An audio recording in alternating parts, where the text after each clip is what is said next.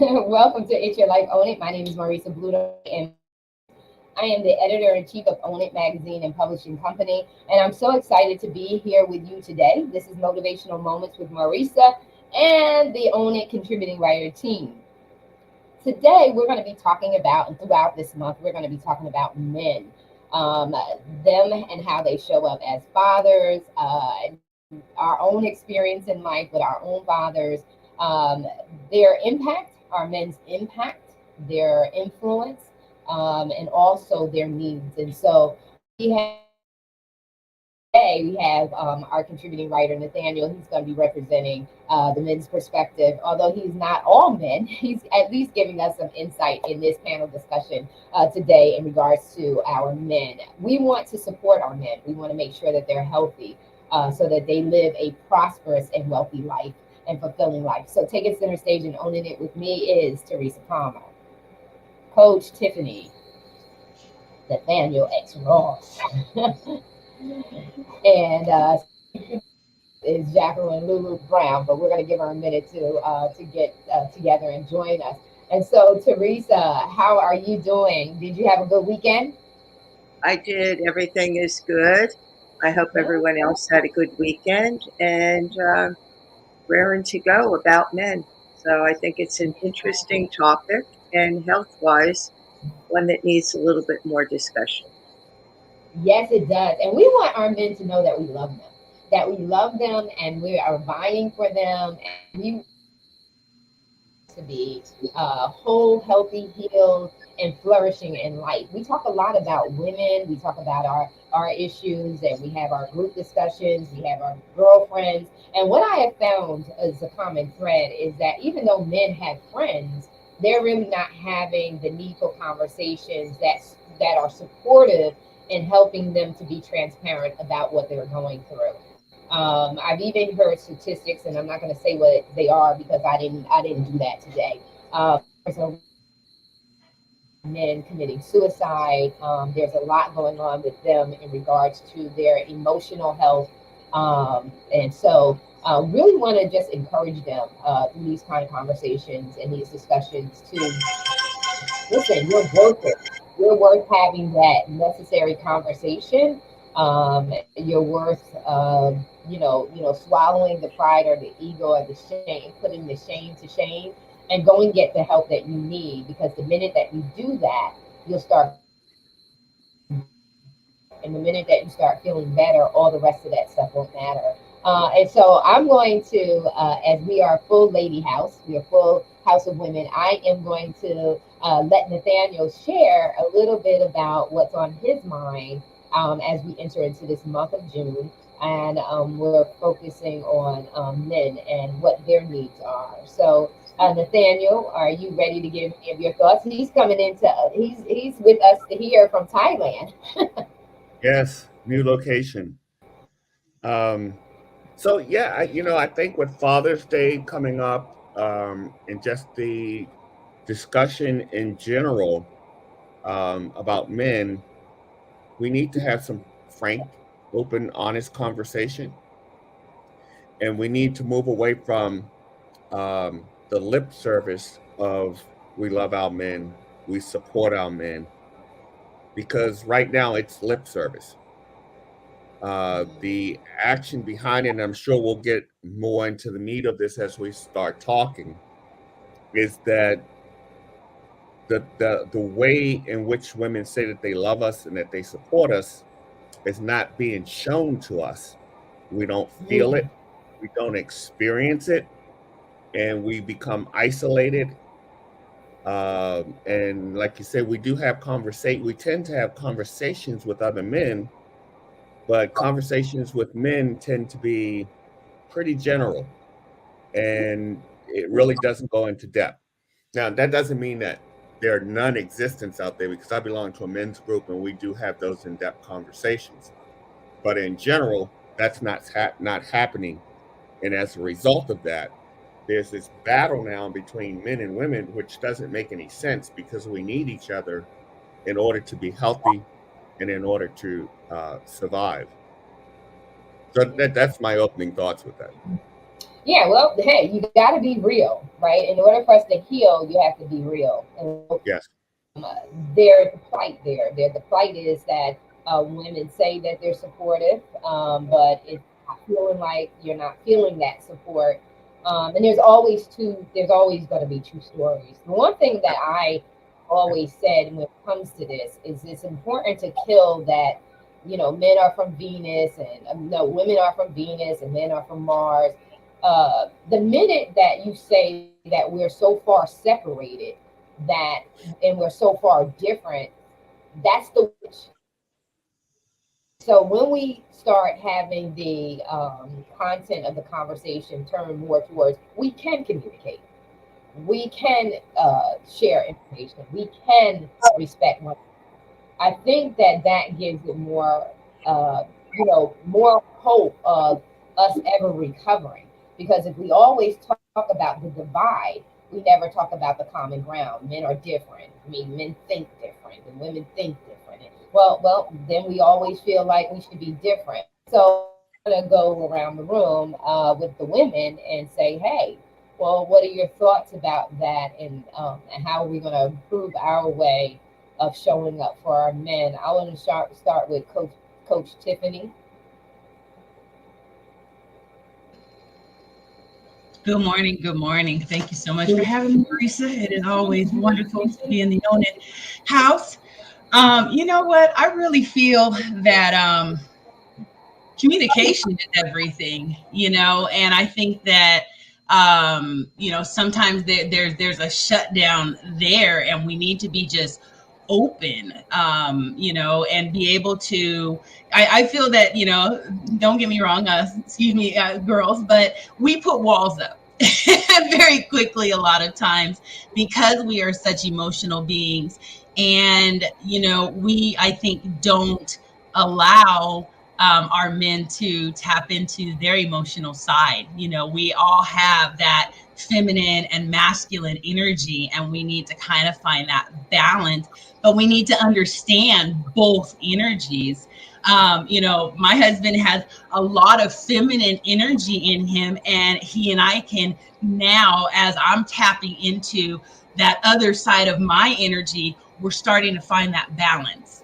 And that's really what it is. It's about that communication and learning your energies. That's my take on it. Right now. So thank you again. So, and I know Lulu's gonna have something to say about the energies as well, as I see her down there. Yeah, it's so important for you to. My biggest thing when it comes to couples, my biggest thing is communication and friendship.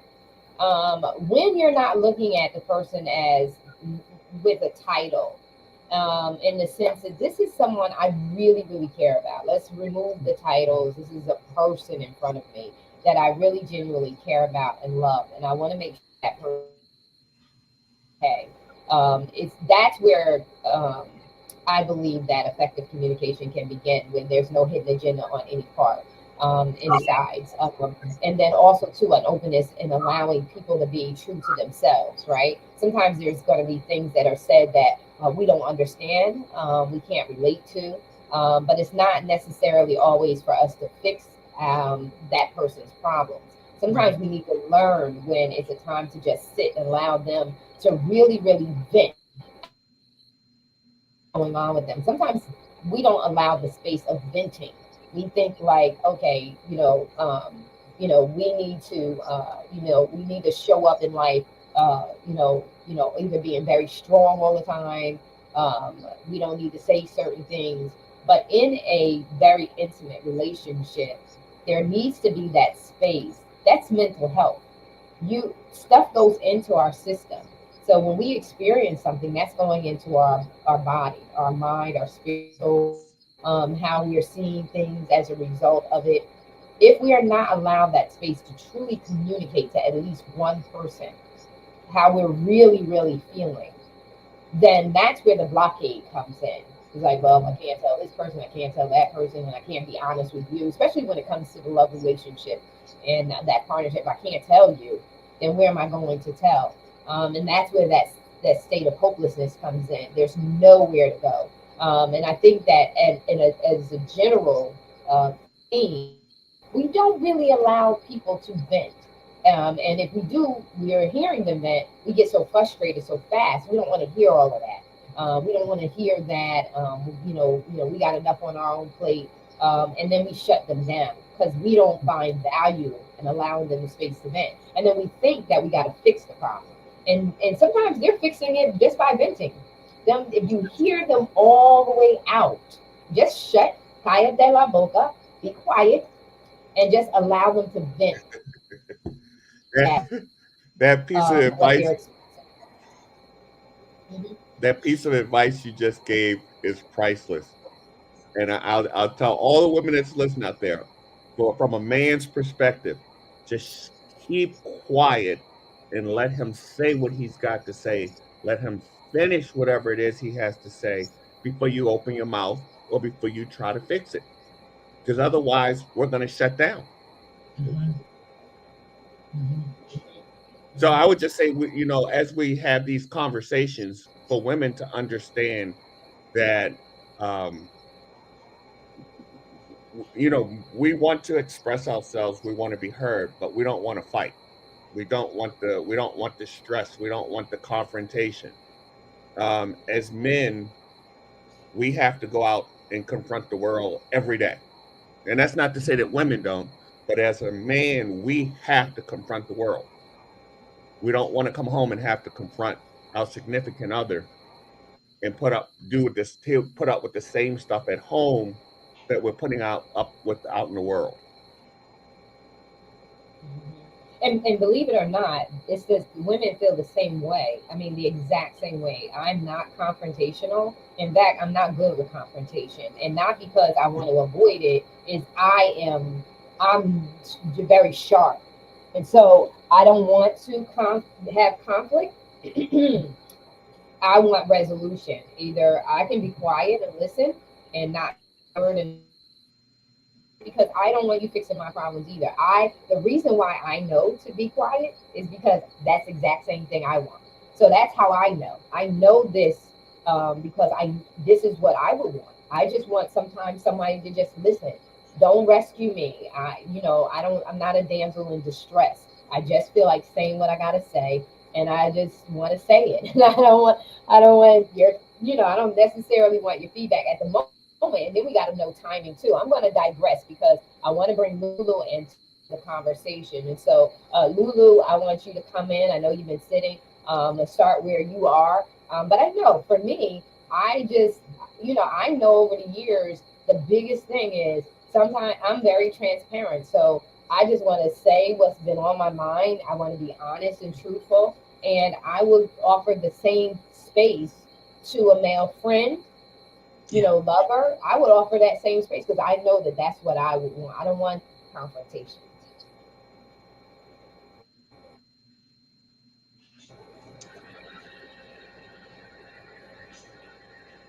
I think Tiffany and Nathaniel summed up what I was going to say. And so I'm going to come from and put a little different perspective because we are talking about fathers as well. And when we look at this battle between men and women, the roots, what are the roots?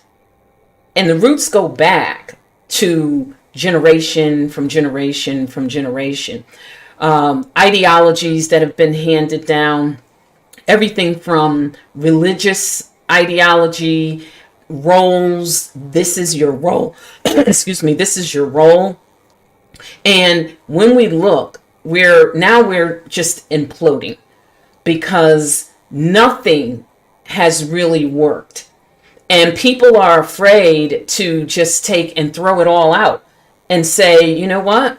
For me and my children's father, we're going to start out with what works for us and leave the traditions, leave what your pastor said and how he interpreted. I know I'm going to hit some stuff here, but leave how all of these different ideologies are thrown at us and say, well, what is going to work for us?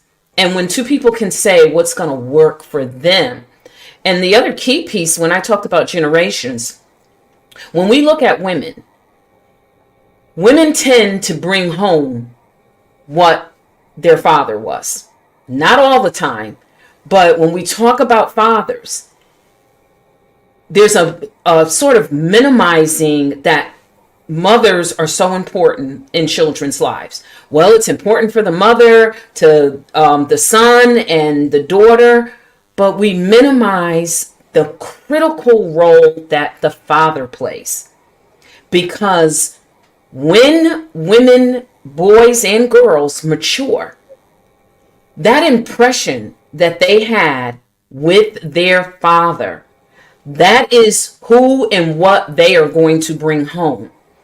They're going to normalize whatever it is that they experience. They're going to normalize that. So in addition to throwing all these roles and rules out, we can't minimize the critical importance of fathers. There are a lot of successful people that have come from single mom homes. I'm not trying to take that away from anyone. I'm not trying to take any woman's strength away from her. But if we are going to buy into, and I'm going to say, the big lie that is continuing to bring division, that I can do this all by myself, and I don't need a man, and I don't need a father. I can do it all. We're going to end up with we're going to perpetuate this dysfunction that we see today that Nathaniel described. We're going to see feminine energy in a masculine toxic state. Hear me and hear me good. When Tiffany talked about the balance, but when a woman is in that role and we are minimizing the importance of the father, we are all the way at the masculine spectrum where it says toxic. And so until we really accept the fact that while we don't want to take anything away from mothers and women for what they accomplish, we cannot minimize the importance of fathers. We need those fathers. And for those that are doing what needs to be done, we commend them. And the last thing is, we cannot denigrate our fathers in front of our children, in front of anyone. We can't denigrate. If you've got an opinion, some opinions are best kept to yourself. Vent it out to you, but don't vent it out in front of your children and other young women, because believe it or not, you are putting something in their psyche. And it may be in the subconscious now, but it comes to the consciousness depending on what triggers it. I yield the mic back to you, Marissa. All right, so I love it. And Words so of wisdom. you said something very important. And one thing for me, and then I'm going to shift over to Teresa. One thing many years ago that was very important to me was to recognize my parents, both my mom and my dad, recognize their imperfections. One thing about my personality, I see things is I always look at the cup half full. So I take the good and the bad I discard, right? So with my parents, I forgave them very early on, where I felt like they didn't need it. I will discuss about it. I will talk about, what I wish I could have had from my parents, or what I recognized had if it had been done differently, how I would have different results. I do recognize that. But one thing is very critical is that you have to and you have to recognize, just like you said, go back and see generationally where this came from, because it's learned behavior. It's learned through observation and modeling. That's why in the article this month, I had a real candid talk with women and said, we have got to stop modeling this behavior in front of not just our girls, but in front of the boys, the young men as well, because children, people learn through observation. They learn through a model.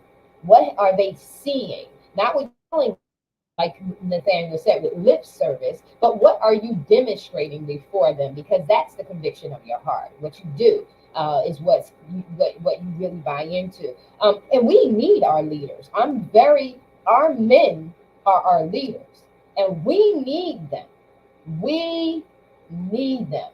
Our world is the way it is because our men are in the condition that they are. We get our men right, everything else lines up. What does it say? As the head goes, so does the body. It is really important for us to get our men where they need to be so that they can lead effectively. And that we can see the results. We can see the ripple effect of their impact and their influence. And right now, we're in conflict. And because we're in conflict, their performance is impeded. They're not where they're maximizing their performance and impact and effect on the world in a healthy way.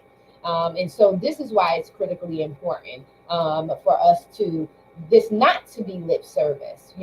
It's all about ability to get in alignment. And so I'm going to go over to Teresa.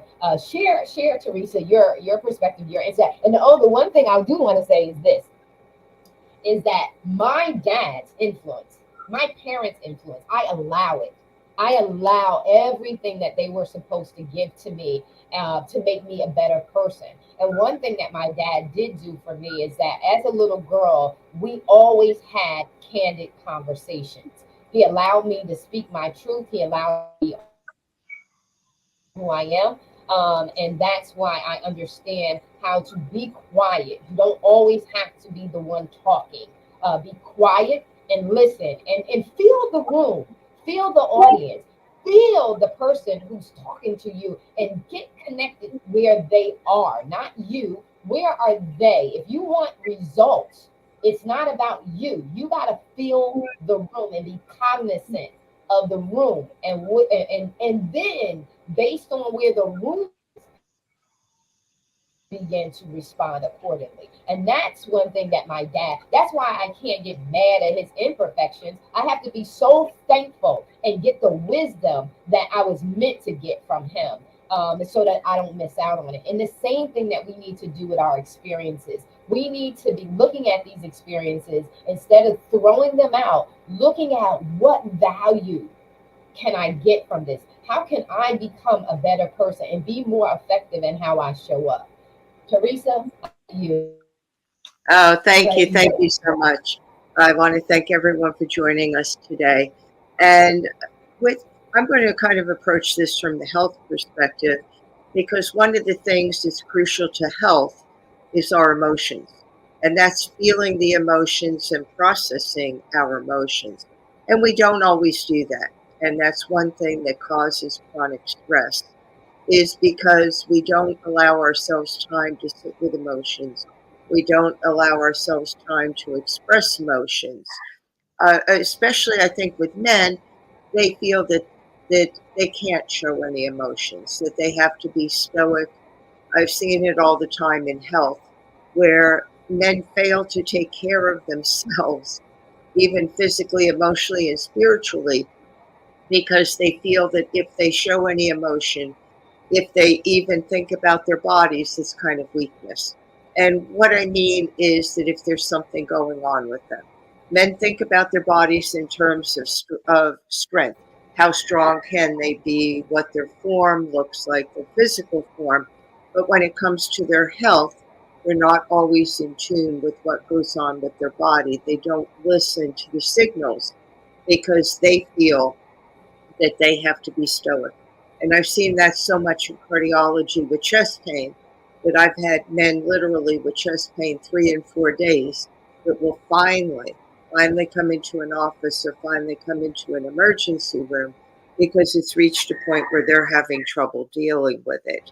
I think the second thing is also that as women, we tend to want to take care of everybody and we fail to recognize a lot of times that we are each responsible for ourselves.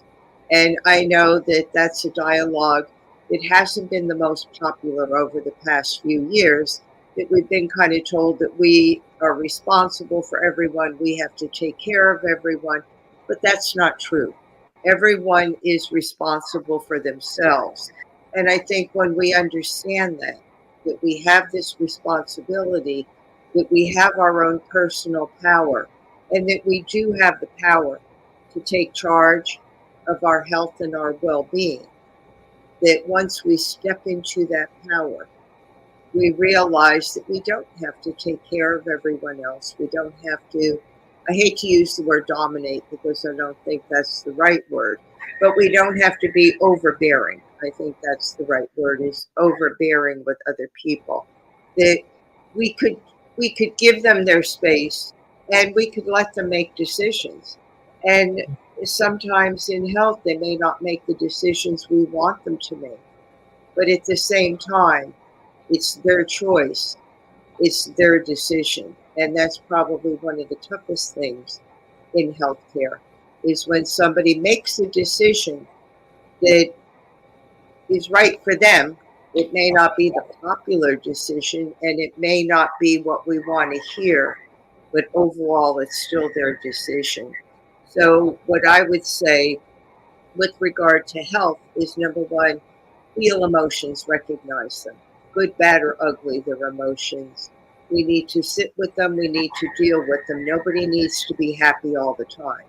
And that facade of being happy all the time is actually more detrimental to us because we're not being authentically who we are. And the second thing is to communicate. I think that's also a problem. And men tend to not really express their emotions like women do. You know, they have a tendency to more hold it back. So if we could develop relationships, if we could find somebody safe that we could talk to about the good, the bad, and the ugly, and if we could get in tune with our body and recognize when something is not right, then that is our triad for good health. And I think these conversations are so necessary. And I'm glad that we're talking about that. About that, you know, that we are different. We all have this feminine energy. And it's not that if you're a female, you have masculine energy or masculine. It has nothing to do with gender. It just has to do with the energy of being quiet, the energy of more being out there. Those two energies together, and that's what creates beings. And when you look at animals, they're not masculine or feminine. They really don't even have a gender. It's the energies that they possess. They possess these two energies. So I think it's less about gender and more about energy. Right. Because everyone, like now today, it's different than what it used to be, where, you know, you did have, maybe you did, because I wasn't here, all the years. I've only been here 55 years. So I've only been here. But you're seeing that I'm not confrontational. In fact, I don't really bother with all of that. I like a drama free life. I don't do a bunch of women because I don't like all of that. I just like to chill out. And so I stand against saying don't sign, because today we're different. Like today we're I know I'm not the one. I like to be quiet, even though people think I like to talk a lot. No, I don't. If I want to make a point, I'm gonna make the point. But I prefer to be quiet and relax. You hear how quiet it is in my space. I like that. And so we need to begin to start looking at people, humans, and dealing with one another in care. I mean, we have tapped into so much today, and we have a whole month ahead of us that will go kind of fast. Believe it or not, it's gonna go fast. That's just the season we are in. Time has escalated, but this has been a great conversation. This, first start of the month to tapping into, and I know you guys are going to resonate about all that we said, and going to build on that as we continue throughout this month, going live and sharing. But I want to make a declaration. This is not lip service. My heart screams for us to help and encourage our men. And it is my heart's desire as the editor in chief and the driving force of us coming together like this on a regular basis. It is my heart's compassion to say, I want to see our men healthy, especially as a single woman. If listen, I need a man, I need him healthy. I said, I don't want nobody broken. I mean, as long as you're on your journey to getting healed, I want man. I don't want. So it is my heart's compassion to see our men healed. It's my heart's compassion to see our brothers healed, and for them to show up in a healthy way. It's a beautiful thing to see a spirit that is restored, and it breaks my heart to see a soul that has been shattered. And so with that being said, I want to just say thank you to everyone being here. You guys are always troopers. And these are the needed conversations that are not talked about as much. And so this has been Own It Motivation Monday, motivational moments with the Own It team and family. And we just want to say thank you so much for being with us today. We love you and we are out. Thank you.